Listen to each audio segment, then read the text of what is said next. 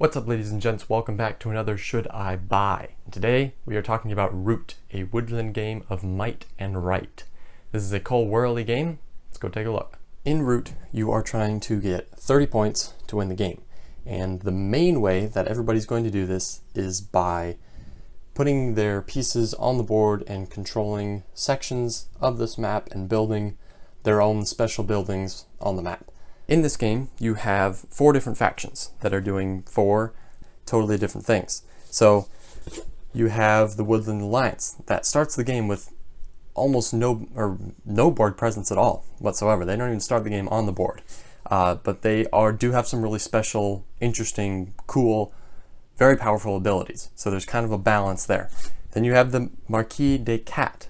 This is one of the easiest factions, but it starts with pieces almost entirely all over the board, but it does totally different things. You're building a lot of buildings with the cat. Then you have the Eerie Dynasty. This is a high risk, high reward faction, kind of a medium difficulty. Basically, you're adding cards to you're building an engine here, and you're adding cards, and the cards, every card you add allows you to do more stuff, but if you aren't able to do one of the cards, bad things happen. And then you have the Vagabond, who's he's just going around kind of causing havoc, creating alliances, breaking alliances. He can co-win with a person potentially. He's just a complete rebel and is totally different from all the other ones, but they're all totally different. And to further show just how asymmetrical this game is, there's your Woodlands Alliance pieces. Here's your Eerie Dynasty. Got a lot more pieces and some cards. And then here is the Marquis de Cat. I mean, tons of pieces. And then the Vagabond piece. And then you have these cards as well. There's a lot of cards in this game. Some of them give you points, some of them help you in battle, other ones give you extra actions for moving or attacking, and they all have colors which are associated with the colors on the board. And so a lot of times where you can go and what you can do is dictated by the cards that you have or that you play. Also, I want to point out just how cool the pieces and the artwork and everything is in this game. Those are some cute little pieces right there. You got your cats, your birds, your little raccoon, your loaf of bread. You take a look at all of these guys here. I mean, it just looks amazing. How can you not like that? I mean, come on.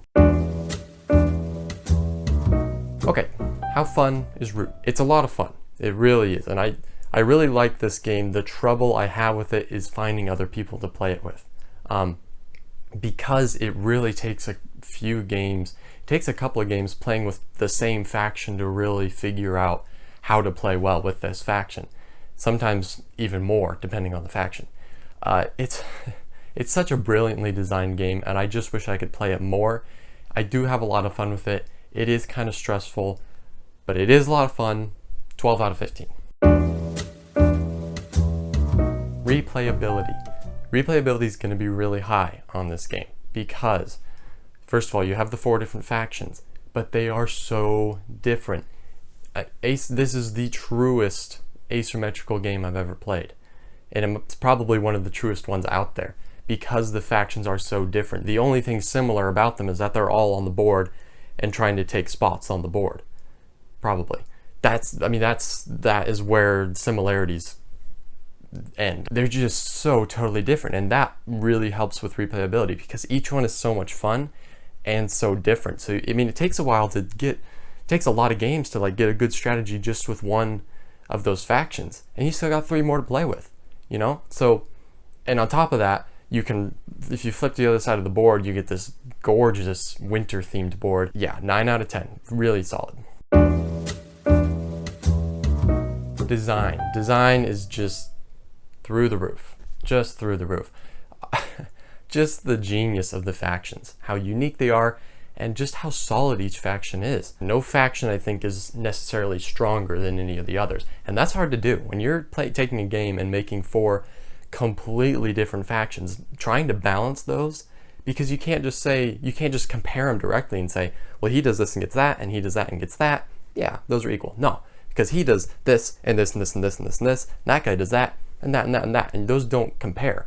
So you have to figure out how to balance all of those without direct comparisons. I mean, it's just well done, really. And then the board, and I like the battle system. I don't like rolling dice, and that kind of sucks, but there's so much strategy in this game that really feels like a small part of it. The person with the best strategy is going to win regardless of what the die rolls, really. So yeah, I mean, it's just absolutely no complaints. 10 out of 10. And production value. The boards are, well, the board itself, the main player board, high quality, love it. You can just tell it's great. The individual player mats, high quality. They're, you know, this thick type of cardboard material, feels really good, definitely solid. They're not going to warp ever. It's a 5 out of 5. And theme.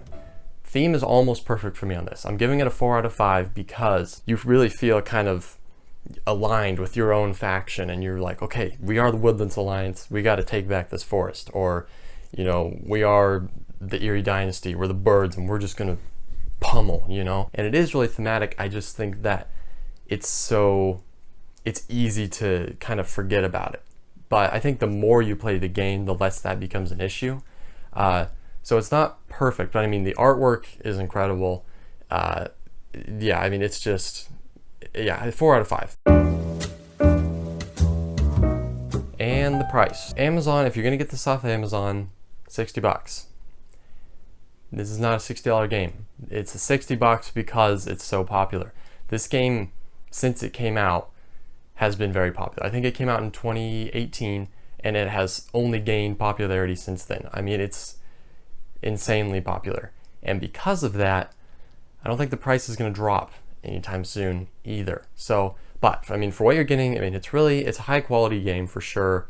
It's very unique. I like it a lot, but I mean, there's just not $60 of content here. There's really not. The price is 2 out of 5 for me on this. So, should you buy Root? Well, it needs a 30 out of 50. This game gets a 42 out of 50. If you like strategy games, this is a great strategy game. And if you like the theme, you're gonna love this. I mean, those two components alone, this and Everdell, I mean, just go buy them right now. I mean, yeah, it's $60, all right? And it's like I said, I don't think that's gonna change anytime in the near future. So if it seems like a game that's up your alley, definitely go get it.